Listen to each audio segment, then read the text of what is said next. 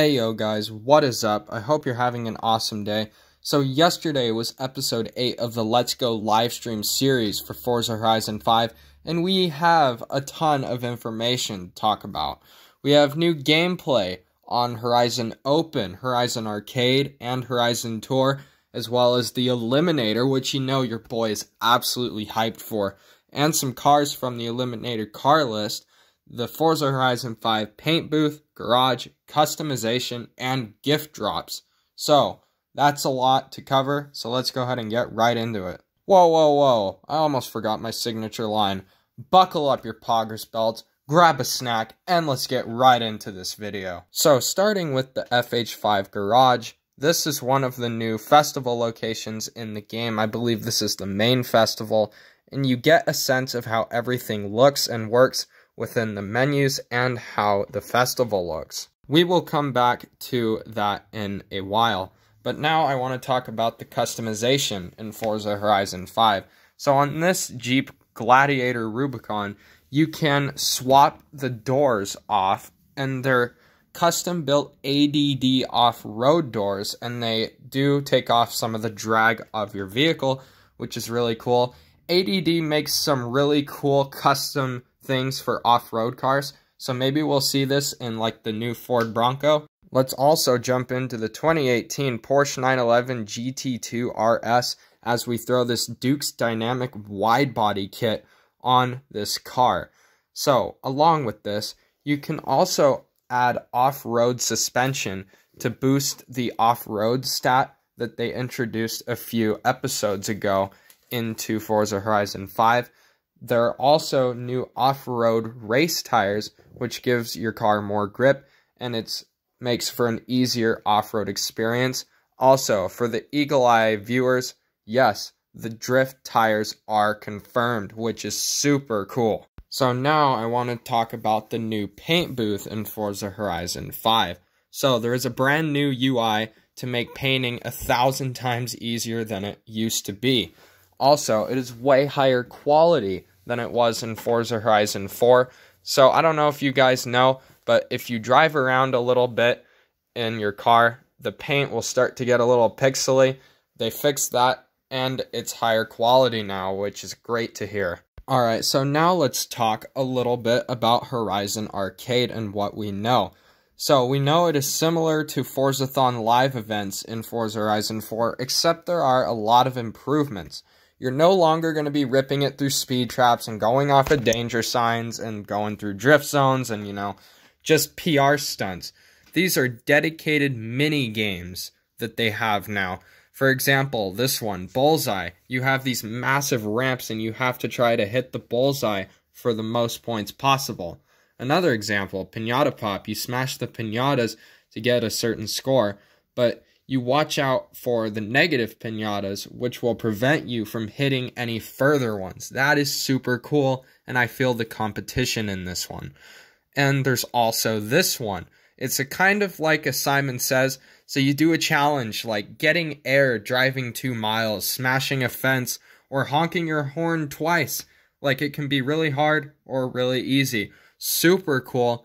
Once you complete these, you'll get Forzathon points, which you can go and spend in the Forzathon shop, and it will grant you access to special cars like it did in Forza Horizon 4. Alright, so now I want to talk a little bit about Horizon Tour. So, it has you and 5 of your friends, so 6 people, and you go up against 6 AI cars in the Horizon Tour. So you start at a certain area, you drive to a race, you do a race against the AI, and then you drive to another location, and so on. There might be other details revealed in the future, but this is all we have on it right now.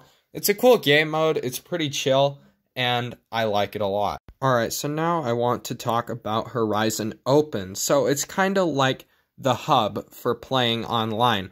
So what it offers open racing, open drifting, playground games, and the Eliminator, which your boy is absolutely hyped for. So it does not sound like there's going to be a dedicated ranked adventure, unfortunately, for those who do like that in Forza Horizon 5, but we might know more about that in the future. We might not, but oh well. Alright, and just what I hoped for and predicted in my August and September predictions video, that we would hear about mini games and the Eliminator car list, even though they did blur out the names of some of the car drops to be sneaky. So, what we know about the Eliminator, what has changed, we will start in a Volkswagen Beetle, and then we will work our way up. No more Mini Cooper, thank God. I cannot tell you guys how sick I am of driving that thing. In the Eliminator gameplay, we got a look at the tunnels, and they are as amazing as we all hoped for. So the tunnels aren't as tight and narrow as in real life, which is disappointing to some people. For me, I don't really care because they're underground tunnels. That is so cool.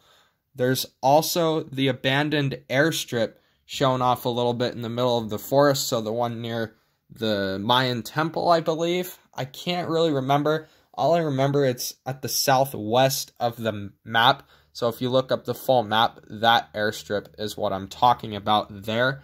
And just so you guys know, I am going to do a deep dive into the Eliminator and the gameplay we got and all the cars that I spot and these little notifications that someone picked up this car. I'm going to re-watch the stream and I'm going to pick up all the information I can about the full car list, all the car drops we saw, all the cars we saw, and the video is going to be lit. So make sure you're subscribed and have the bell on so you don't miss out on that. It's going to be really cool. Alright, so real quick before we get into the last thing, I want to talk a little bit about the Baja Circuit. We got to look at it, and it is phenomenal. It is a playground games area. There's lots of stuff to do, custom races, and it's not what I expected it to be at all. I thought it was going to be like Mud Kickers, kind of crap, but this is really cool. It's got all these little twists and turns and jumps and drift zones and like all this cool stuff.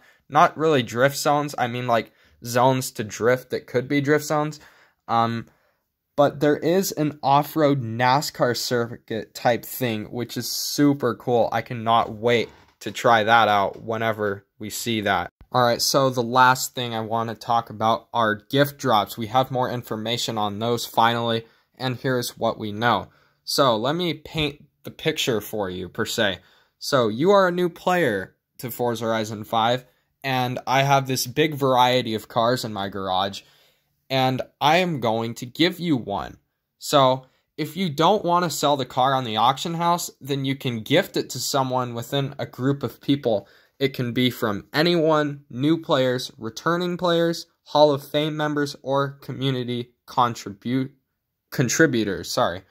And you can select your message, and if you want to stay unnamed, use your gamer tag or your player name. It is up to you. I love the variety of options we're seeing here. They're not having this being later developed in Forza Horizon 6. They're just doing everything they want it to look like in Horizon 5. After you send your gift out to whoever you sent it to, then it is out of your garage and it is hidden in their map somewhere for them to find. We don't know if it's just them individually or if it's a group of people. It depends on what you choose. I would think like anyone, probably just one person. Community contributors, probably anyone within a group of people. So, guys, that is all I have for you on Forza Horizon 5 today. Thank you all so much for watching. Like this video if you enjoyed it. Subscribe if you like this kind of content. Share this channel with your friends if you think they would enjoy this type of content. Join my Discord servers, link in description. Thank you all for watching. I will see you all in a few days for my Eliminator deep dive video. That is going to be a good video. You don't want to miss it. Anyways, goodbye.